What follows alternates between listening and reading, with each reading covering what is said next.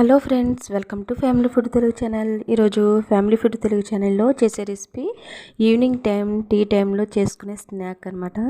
ఇది చాలా సింపుల్గా అయిపోయే రెసిపీ అండి. ఎప్పుడు మైదా పిండితో చేస్తూ ఉంటాం కదా, ఇప్పుడు డిఫరెంట్గా సూజీ రవ్వతో బొంబాయి రవ్వతో ఏ విధంగా చేసుకోవాలో వీడియోకి వెళ్ళి చూద్దాము.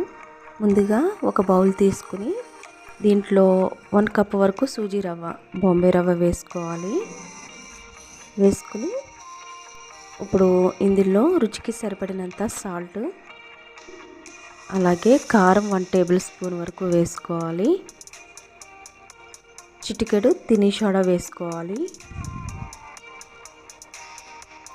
వేసుకుని ఇదంతా కూడా కలిసే విధంగా స్పూన్తో ఒకసారి కలుపుకుందాం. ఇప్పుడు ఇలా కలుపుకున్న తర్వాత గోరువెచ్చని వాటర్ 1 గ్లాస్ వరకు పడతాయి, అంటే చిన్న గ్లాస్ వరకు. టీ కప్ ఉంటుంది కదా, ఆ కప్ వరకు వాటర్ పడతాయి అన్నమాట. గోరువెచ్చగా ఉన్నది పోసుకోవాలి. ఒక్కసారి పోసేయకుండా కొద్దిగా పోసుకోవాలి. ఈ విధంగా కలుపుకున్న తర్వాత మరి కొద్దిగా వాటర్ పడతాయి కదా, అవి కూడా పోసుకుంటూ కలుపుకోవాలి. ఇప్పుడు ఈ విధంగా సరిగ్గా కలవకపోతే స్పూన్తో కాకుండా చేతితో ఒకసారి కలుపుకుందాము.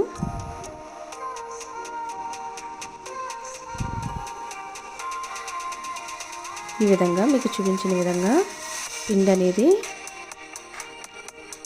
ఈ విధంగా కలుపుకోవాలి.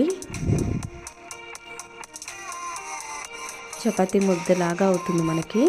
ఇప్పుడు ఇందులో గోరువెచ్చని ఆయిల్ వేసుకున్నా పర్వాలేదు, లేదంటే ఇలా నెయ్యి వేసుకున్నా కానీ పర్వాలేదు.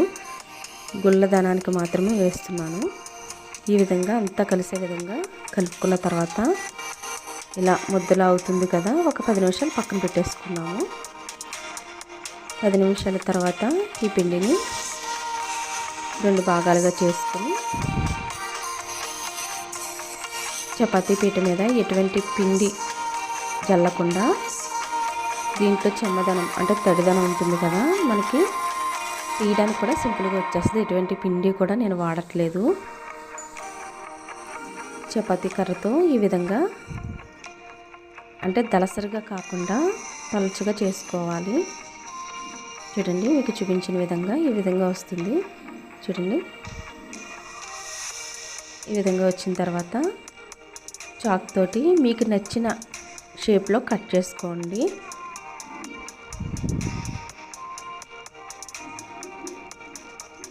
స్క్వేర్ టైప్లో కావచ్చు, ట్రయాంగిల్ షేప్లో కావచ్చు, మీకు నచ్చిన విధంగా కట్ చేసుకోండి.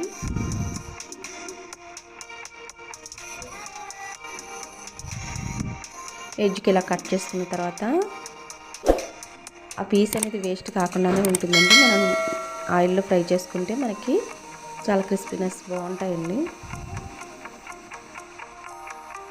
ఈ విధంగా ట్రయాంగిల్ షేప్లో కట్ చేసుకోవాలి.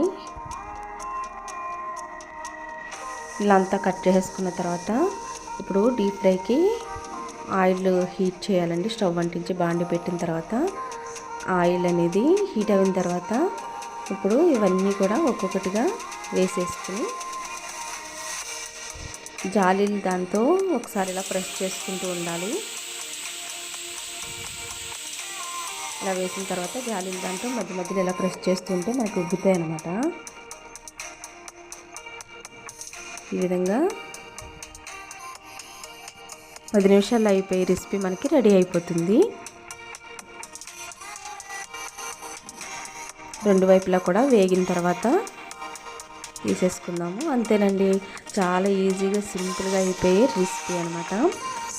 ఈ వీడియో కనుక మీకు నచ్చినట్లయితే షేర్ చేయండి, లైక్ చేయండి, సబ్స్క్రైబ్ చేయడం మాత్రం